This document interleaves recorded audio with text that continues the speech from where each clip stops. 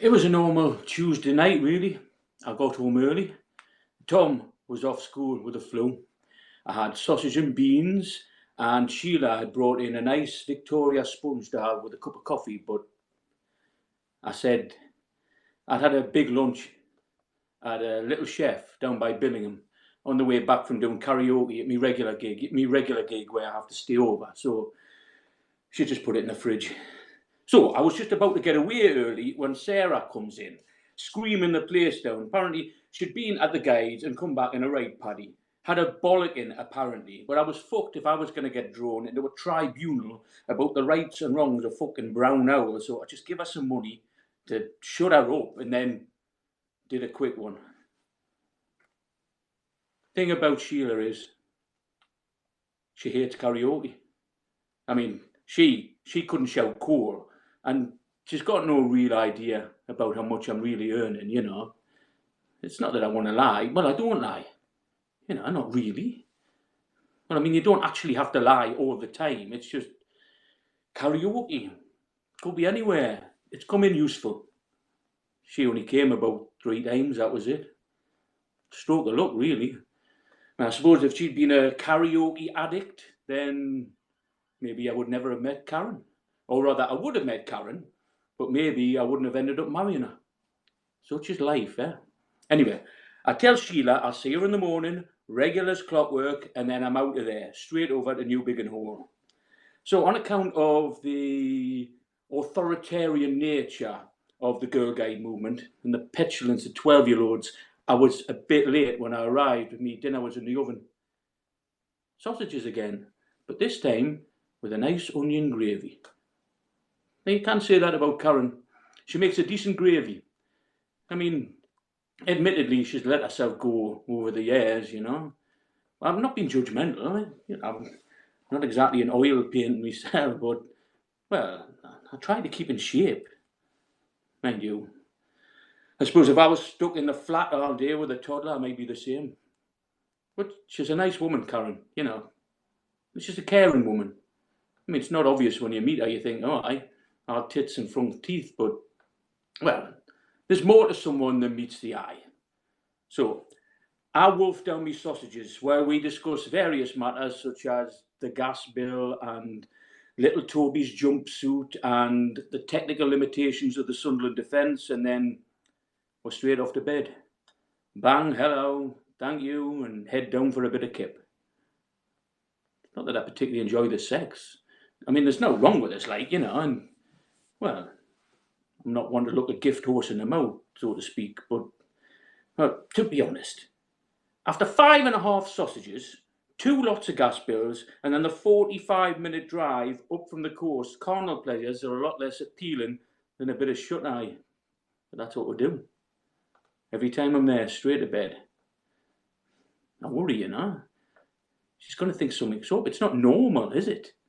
I mean, normally, you'd finish your sausages and then you'd open a bottle of wine, watch a bit of telly, eat some crisps, etc., etc. I just feel a fraud eating crisps. Wouldn't be right, would it? Just watching the telly. It'd seem an insult to Sheila. Well, it'd be an insult to them both. Not to mention the kids. Well, that's the point, isn't it? It's an insult, I don't know, in general, to life, to God, isn't it? It's an insult if you don't make the most of every waking moment.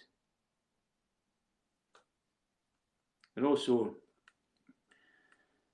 somehow we're more equal when we're in bed, you know? Somehow, what she doesn't know about in the sitting room, but it's worse than what she doesn't know about in the bedroom. It's funny that. You know what I mean, though.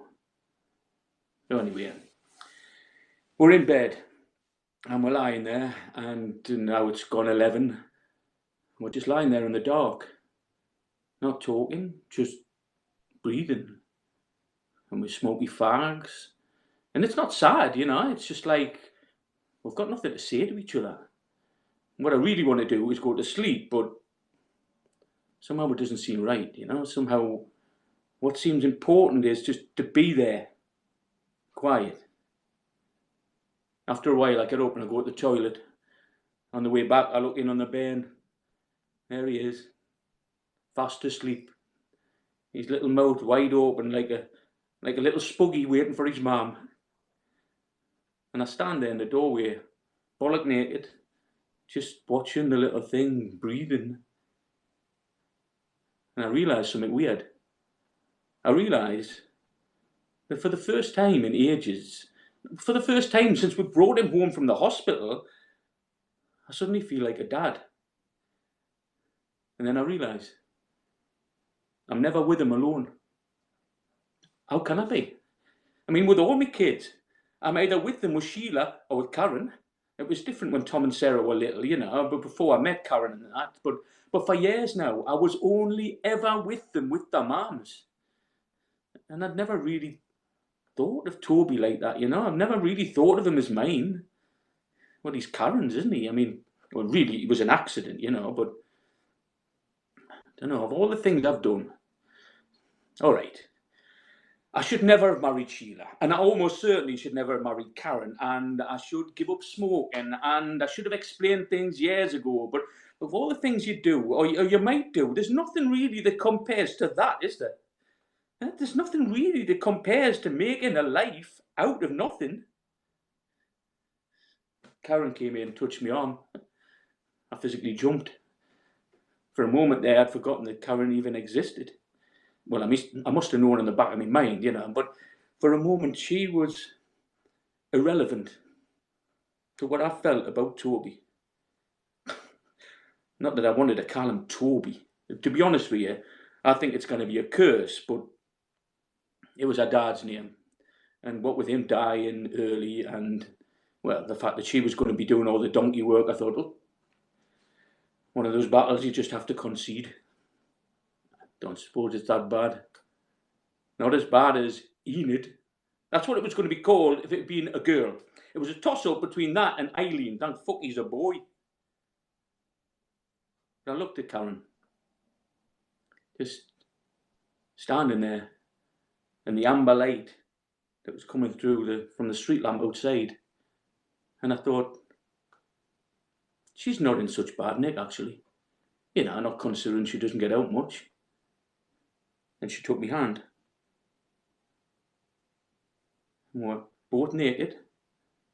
And there we were, standing in the bairn's room, like a proper family. The thing is, of course, being completely driven by guilt all the time, I'm vigilant at every opportunity to make up for the fact that I've got 2 wives and that. I mean, if you have an affair, then that means that somehow you're dissatisfied with your life.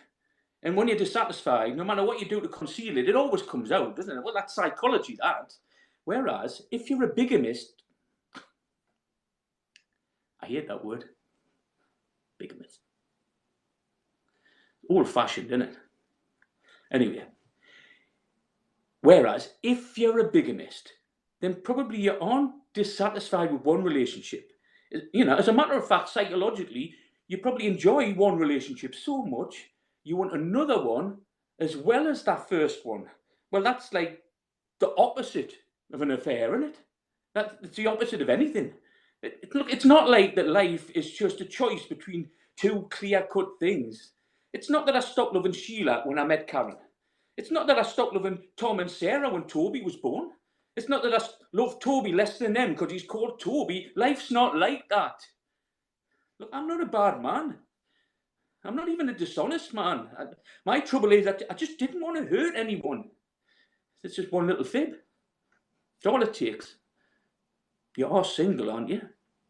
Thinks, it's only a one-night stand. Yes? And you say yes because you don't want to hurt her feelings. Well, you don't want to ruin the situation. But then the next time it's worse. The next time if you tell her, then you will really spoil the day. And it just goes on and on. That's my trouble. I never wanted to hurt anybody's feelings. And nobody's feelings are hurt. As long as I stick to me special rota, as long as everything's in order, then everybody's happy and nobody's any the wiser.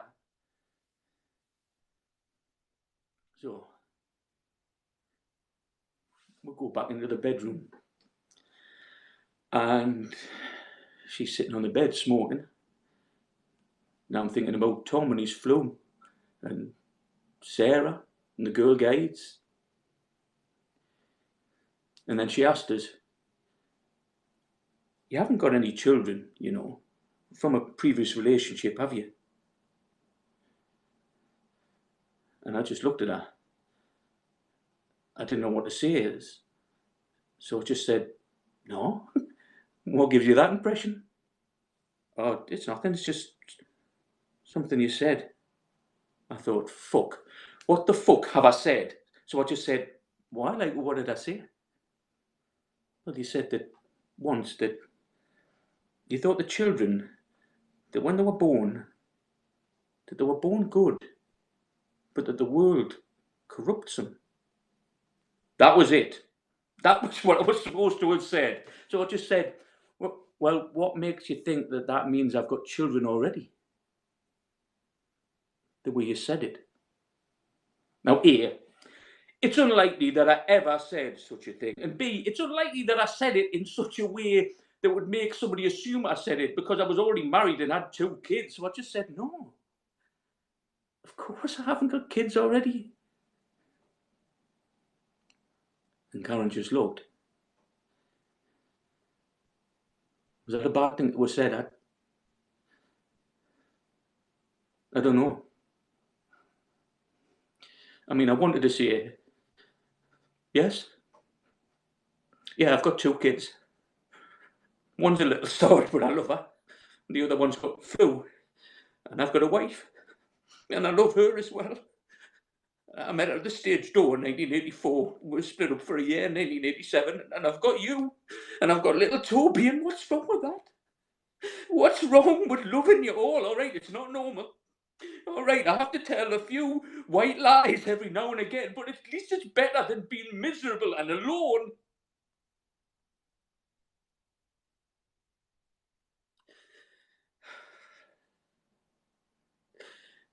And Karen just looked.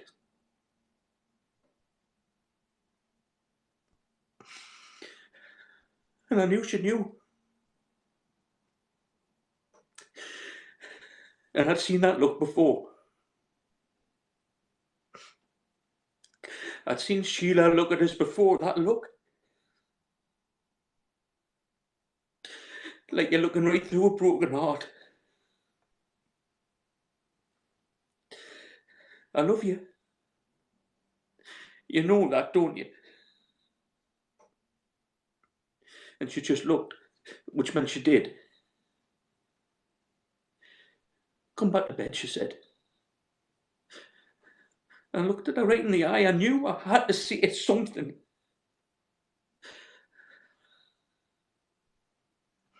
"How are you, lover?" she said. So I went back to bed. I'm not a bad man, honest. I went back to bed. And I just lay there in the darkness with my heart pounding. And Karen lay there and all. And then quietly she just went off to sleep. Really? I'm not a bad man, am I?